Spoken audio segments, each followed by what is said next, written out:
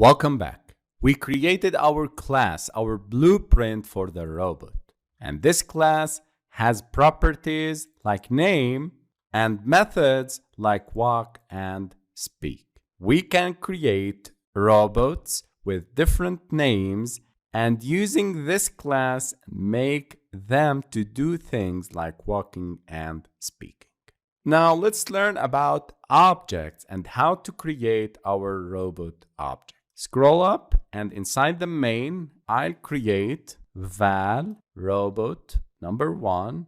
You can specify its type as robot and check that it is from the same package com.mastercoding.kotlin basics equals to robot. And here I need to specify the name of the robot.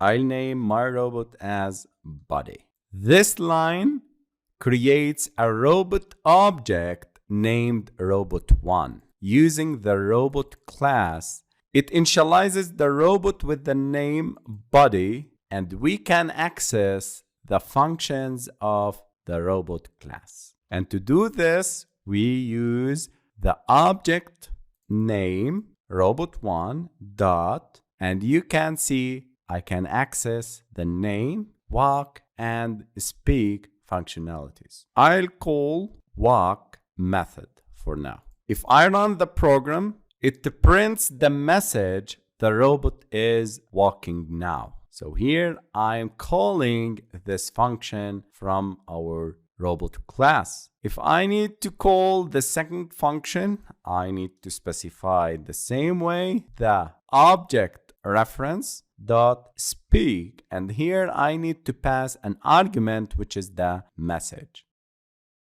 This line calls the speak function on robot1, allowing you to display a message from the robot with the message that it is passed here. Let me run and you can see the name of the robot says hello my friend, which is the message that it is passed when calling the speak function. By creating objects from a robot class and using its methods, you can control and interact with different robots, each with its own unique properties and abilities. For example, I can create another variable robot2. It's of type robot.